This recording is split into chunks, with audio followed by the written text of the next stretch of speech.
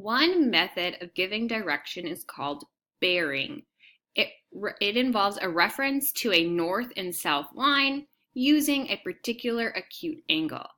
As an example, if I have north 55 degrees west, means west of north, and south 67 degrees east means 67 degrees east from the south.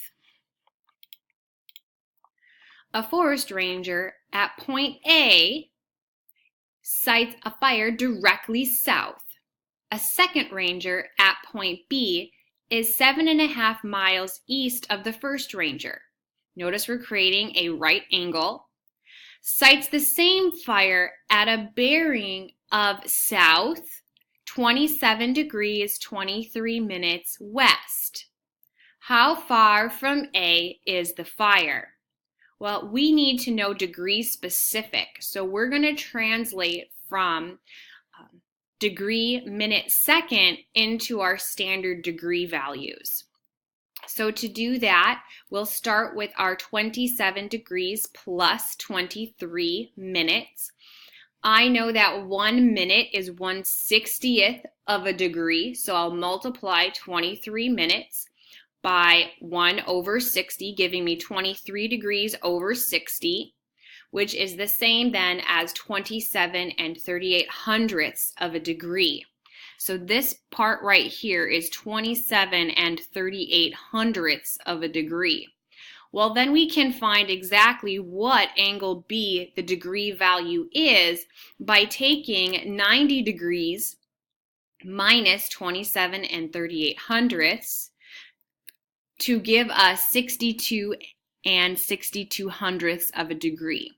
From the viewpoint of B, we know opposite over adjacent, so we can use tangent of 62 62/100 of a degree, giving us D over 7.5 miles.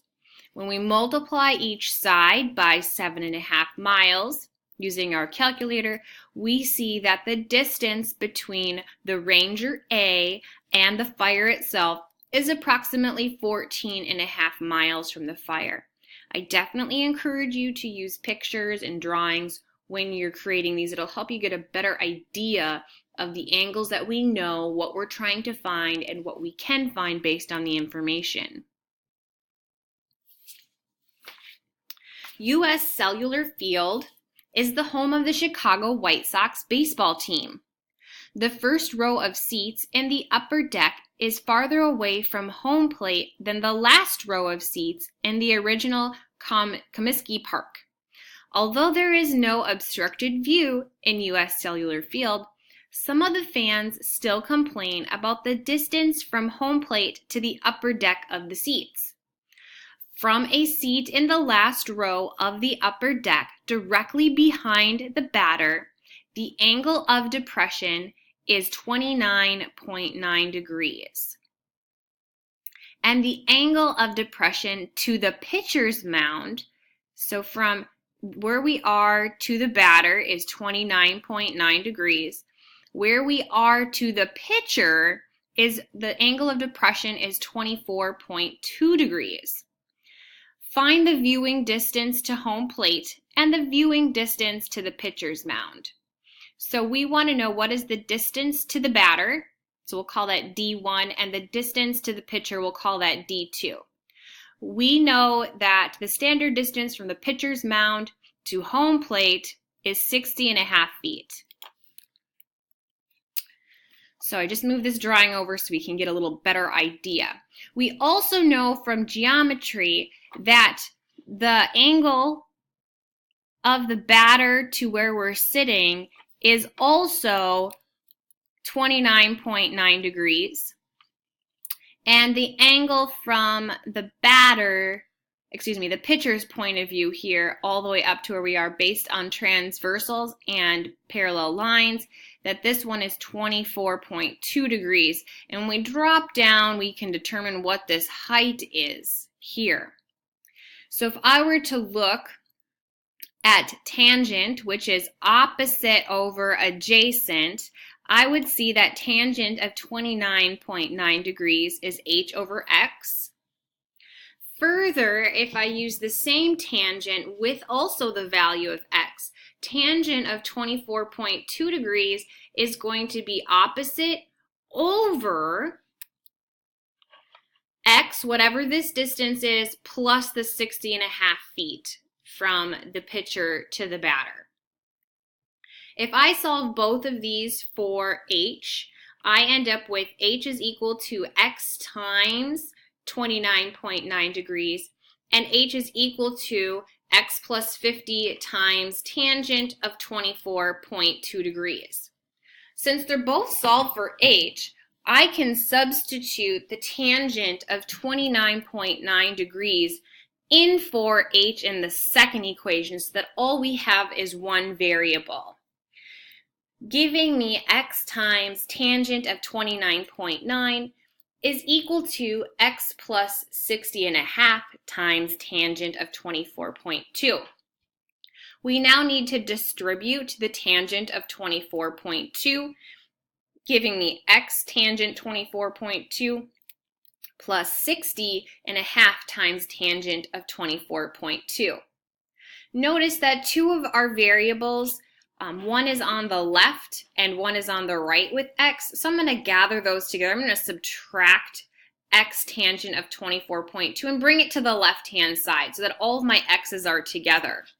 Note then that since they both have an x in common, we can factor x out, so divide them both by x, which leaves me with x times tangent of 29.9 minus tangent of 24.2, which we know is just going to be a number of some kind, equal to 60.5 tangent of 24.2.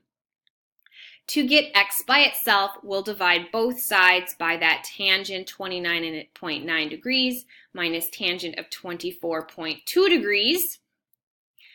Since all of that's just a number, we'll plug that into our calculator and obtain that x must be approximately 216.5 feet.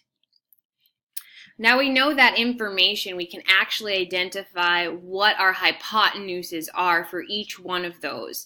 So when I look at our first theta, the 29.9 degrees, I now have an adjacent over hypotenuse, so I can use cosine. So cosine of 29.9 degrees is equal to adjacent of 26.5 over the distance from the batter to where we're sitting. To solve for our d sub 1, that distance, we'll multiply both sides by d sub 1, and then to get d sub 1, we'll need to divide by cosine of 29.9 degrees, giving us that distance of approximately 249.7 feet. We can also use cosine since we can find the total adjacent value by adding 60.5 feet plus 216.5 feet here all over d sub 2, looking at the bigger triangle, multiplying both sides by d sub 2, and then dividing by cosine of 24.2 gives us 303.7 feet. Again, please remember to draw some pictures so you can get a full idea of what you're looking at when solving for these right triangles.